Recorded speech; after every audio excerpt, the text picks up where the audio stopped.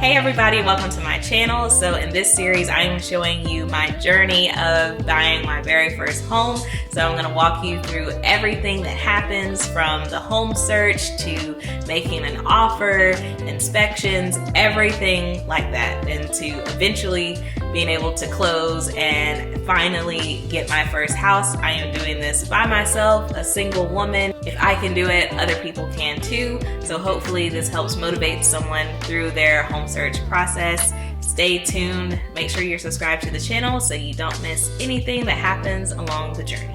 Hi everyone, welcome back. So in today's video, it is going to be very exciting. I am making my first ever offer on a home. So since this was my first time ever doing this, I was very nervous. I had a lot of anxiety. So I called my realtor so that we can walk through the entire process of all the different documents that I was gonna have to sign. And also I did a three-way call with my parents so that they could hear everything and they could ask their questions and just, make sure that everything sounded normal, because my parents have bought a home before. Just so that, I just wanted their support. So they were there with me, over the phone. Hope you guys enjoy the video and stay tuned to see what happens when I make the offer. So if you didn't see my last video, the last home that I showed, I think it was pretty obvious that I liked that home. It is beautiful. It's an end unit, townhome, all new upgrades, just like, it's beautiful. It's beautiful.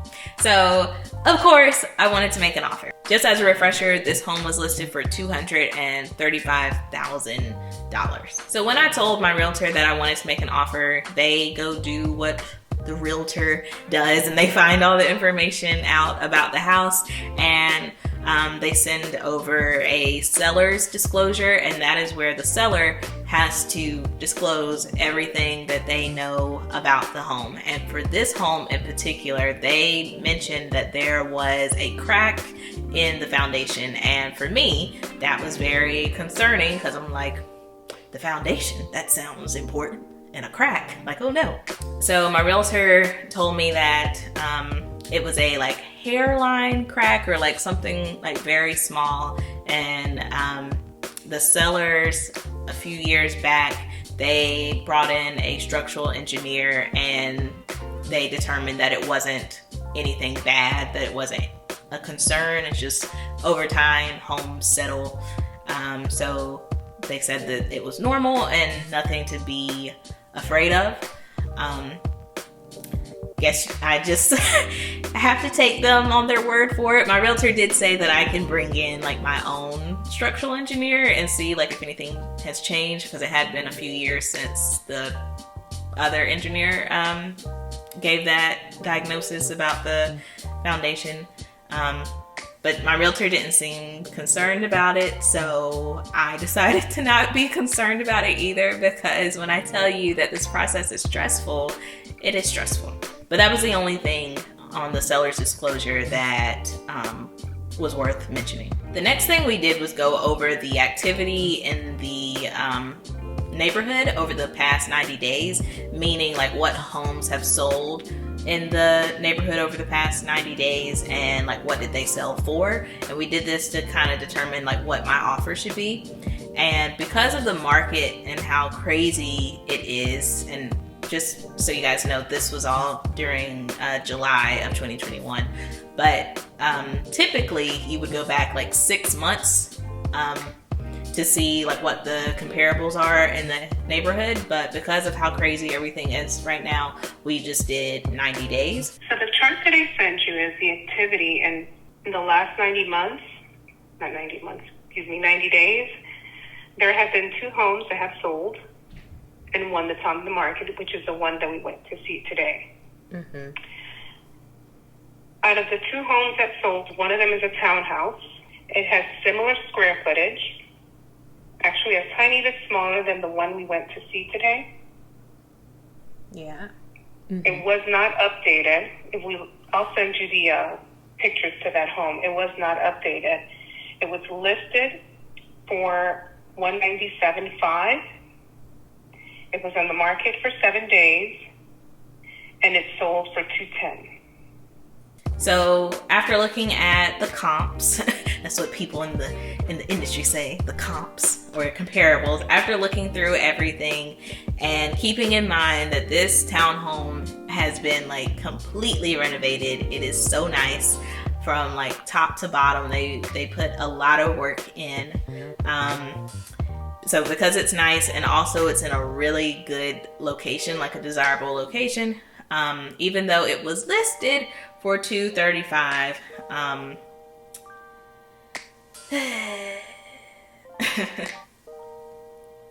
even though it was listed for $235,000, we decided to make an offer of $248,000, so $248,000. That's what you're comfortable with, Simone? So you may be wondering, why did I decide to offer, what is that, like $13,000 over asking? Because this market is insane. It's ridiculous. And my realtor knew that like it would sell for more than asking, so I had to do my best offer. So just a refresher, I was approved for $275,000. So on paper, I can go up to like $275,000, right? No, because even though I'm approved for that, if I, wanted to say like, I really, really want this house, so I'm gonna offer $275,000. If I do that, and then that house is only worth $250,000, then the bank would give me $250,000, but they wouldn't give me more than that because the house isn't worth that. So I would have to come out of pocket, $25,000 in that scenario, like cash, pay for that, and I don't have that type of money. So that was my dilemma with this, because I had to offer something that I didn't, like I couldn't offer more than what we thought the home would actually be worth. So that's how we came up with that 248 number. Now, there is something called an appraisal addendum. So there's two ways you can do the appraisal addendum. So in other words, you can either pay the full amount difference, or you can pay the difference up to a certain amount. Okay. You can say, okay, I'll pay the difference, but I can only put an extra $5,000. That's the most I can pay, the most difference. So total, this is what my offer looked like. I was offering to pay $248,000 for the house. I had to do earnest money, which is like good faith money just to show that you're interested. It is refundable though, so if something happens with the offer, the deal falls through, I would get the money back. So in this case, my earnest money, I was offering $1,000. So that again is refundable, so if something happened, I can get that money back. Next is due diligence. That again is like a good faith type thing, like, oh, I'm really, really interested in this home, and due diligence money in my state is not refundable, non-refundable. I would not get that money back if something happened during the process of the deal. If I change my mind for whatever reason, I would not get that money back. However, the due diligence money does go towards closing costs. So I won't have to bring as much to closing because I've already paid it through the due diligence. And in this case, my due diligence was $5,000. And then the due diligence period we said was 2 weeks. And that's just a time so that me, the buyer, I can go and have all the inspections done on the home to make sure I actually want to buy it. Is it sounding scary yet? Yes. As far as appliances, we are asking for all the appliances to stay. No home warranty, because I think with as competitive as the market is right now, sellers wouldn't be including home warranties, so no home warranty. As far as concessions to go towards closing costs, in this market, that's not going to happen. So We did not ask for that. And then back to that appraisal addendum, I decided to not do the appraisal addendum. So that's me saying, if this home appraises for less than what I'm offering, then I'm not going to continue with this. We would have to like renegotiate the deal, because I'm not gonna pay more than what it is actually worth. So it's like it's scary. But and in that situation, if the seller is like, then I'll just go with someone else in that scenario, I would lose the due diligence money, which means I would lose $5,000, which means this whole past year that I've been saving money for the closing costs, I would lose that money and basically have to start all the way over with saving. So it's that's why it's stressful. That's why it's stressful. I don't think every state does this, like non-refundable due diligence. You should check out your state and see if it would apply for you. And also, again, because of where the market is right now, that's why the due diligence is so high. Like in a normal market, it wouldn't be $5,000 due diligence. You know, it would be a lot lower than that. So I'm not sure if I mentioned this before, but this is like present day me talking about this. Like January, sorry, it's not January, it's the end of November. Me talking about this, and all this happened in July. So what happened with the offer? Drum roll, please. I didn't get it. So, as I've been saying, this market is very crazy. It's very competitive right now.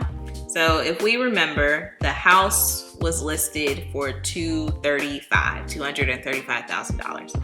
I made an offer for $248,000. So I made an offer that was $13,000 above asking. And they did not accept that because they went with another offer that was $25,000 over asking. Yep, that house sold for $260,000. Just a reminder of the details of this home. This was an end unit townhome, no garage, a driveway, a private driveway that could probably fit about 3 cars, but no garage. 2 bedrooms, 1.5 bathrooms, and it was 1,162 square feet. It did have a really nice backyard, really nice backyard. And it was completely updated, like beautiful updates, very nice. And was in a good location. But still, that's still like a smaller home, and it sold for $25,000 over asking at $260,000. That is the state that we are in. That's the reality of our situation. And I knew that like things were crazy, but when this happened, like when I got the news that they didn't accept my offer, like I was crushed. Like I was very hurt. Especially because, you know, I thought that I made like a really good offer. I'm offering like $13,000 over asking, and that wasn't enough. You know, it was very disheartening. And at the time, like you have to wait like 30 days for the listing to be updated so that you can see what it actually sold for. You know, so I was just waiting for weeks to see like which offer was better than mine. It just made me feel like I can't compete. It made me feel as though like you can do everything right and it still not be enough. I just felt like very defeated. We're gonna channel the motto, delayed but not denied, and we're gonna pick ourselves up and we're gonna get out of this little slump. You know, it will be like a sad day when you find out that your offer is not accepted, but look on the bright side. You know, with that due diligence, I didn't lose any of that money because they didn't accept it. So I still have all the money and I still have my pre-approval letter. So me and my realtor, we're gonna get back out there in these house hunting streets. Don't let this like discourage you or like feel sorry for me or anything, because I'm gonna keep going, I'm gonna keep searching, and if this happened to you, you can keep going and you can keep searching too. So I hope this video helped. It was informational, entertaining, I don't know. I hope you liked it. Give it a thumbs up. That really helps the video and my channel perform better when you guys give a thumbs up, and also when you guys leave comments, that really helps too. So do both of those things. Make sure you're subscribed, and yeah, more to come. There's a lot more to come, and I'll see you next time.